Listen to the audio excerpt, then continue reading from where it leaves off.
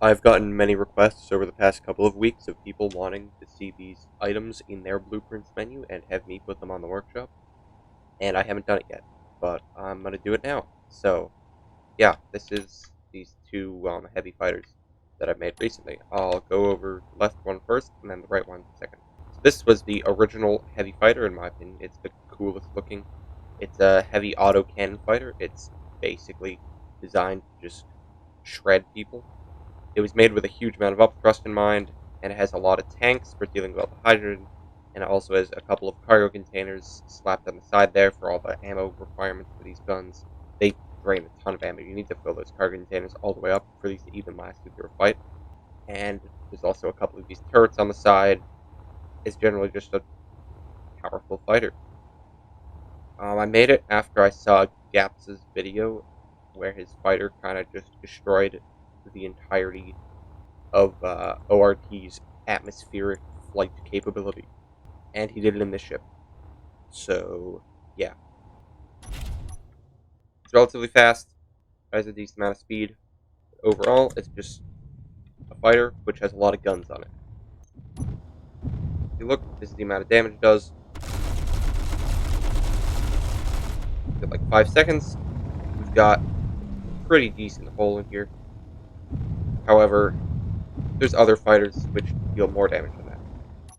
I also use this fighter in the fight against Yaki on the UFN server.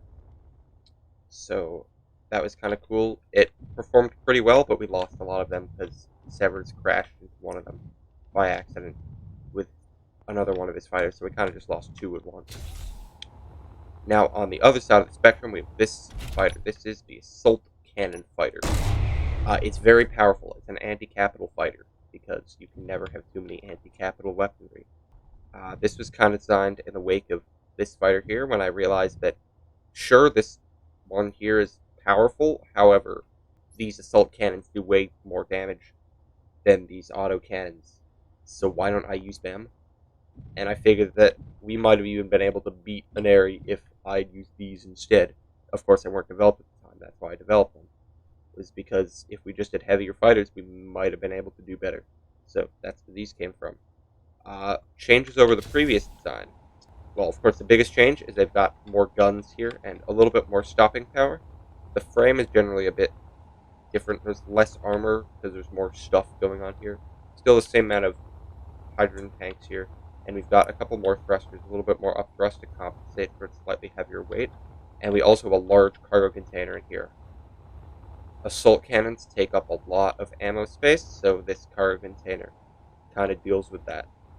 This fighter was also made to fit in, I think, a 5x3x1 sized space because I was building it to fit on the carrier that I showcased recently. And yeah, so I was kind of struggling under those constraints and just barely got under it. However, it was a small oversight in the sense that this connector is a little bit placed off to the side. Flying the ship around, we can see it's got still like the same amount of maneuverability and thrust. It's got a bit more gyroscopic control. However, once again, the most important part is the damage. Look here, we can see that this is all the damage it did in one shot. If we actually line it up with the wall, and you do the math, it's about 9 railguns, 9 large grid railguns worth of firepower in it, without having all the downsides of high power draw and huge block capacity and stuff. So it's a very, very effective fighter when you get it actually in battle. That's about it. That's these ships. Hope you enjoyed. Maybe I will have more ships published soon, and I will see you then. Bye.